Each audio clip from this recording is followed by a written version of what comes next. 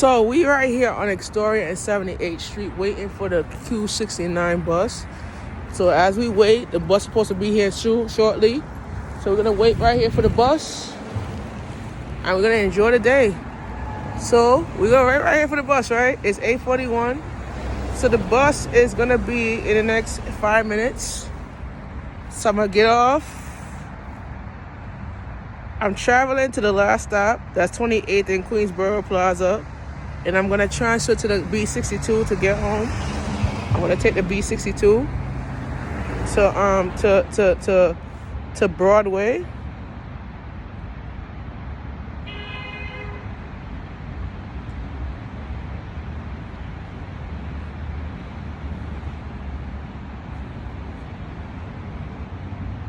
But if I took the Q72, yeah. So we're gonna take this 69 today. So like I said before, we got 4 minutes. We good money. So like I said before, a lot of people ask me a lot of questions about the economy rate and moving and whatever. So I tell people, it's best that you stay in New York and work it out, because when you go to another state, you ain't gonna get the best treatment in other states than you get in New York.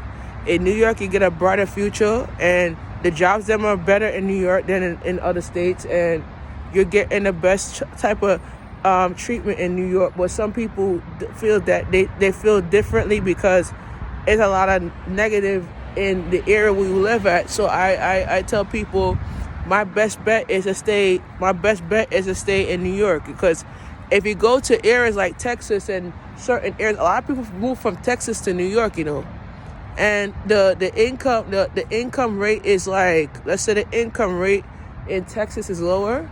Georgia is 6%. It depends on the income rate in certain type of states that you live in, and the economic system in certain type of states.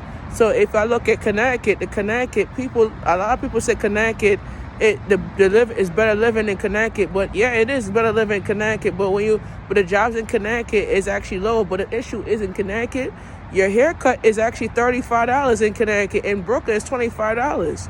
So you gotta look at the different type of economic systems that you're living in. So if I look at the income, the lower income rate of certain type of states, I'm gonna look at that. But I'm gonna be like, all right, I'm gonna look at certain type of understanding of what it is that I'm looking at, and where I'm living at, and how I'm gonna live it, and everything like that. So if I talk about the economic state and the economic system, I'm talking about, like, let's say if I'm traveling to different type of states. I went to New Jersey. The gas prices in New Jersey is 6%, but in New York the gas prices is $4. But it depends on certain type of companies. There's like $2, $3, certain type of companies. But if you go to Jersey, the gas prices are like $2.95, and if you go to like certain type of areas, you're getting different type of gas prices. But living in Pennsylvania, the living is not that great, but the rent is decent. But the jobs out there is not that great, because a lot of people live in Pennsylvania, they actually travel to New York to work. Because if you transfer jobs, it's not gonna work, because you're not gonna get the same pay as other jobs. And if you apply for the job, you ain't gonna get that feedback of the other job that you're supposed to get. So I feel like it's so much stuff that you have to understand about the economic system. Because if you go to certain areas, you're not gonna get as a community producer, I go to certain areas and you don't get that same feedback as you get in New Jersey or Connecticut. If I go to Long Island got the highest housing rate in Long Island.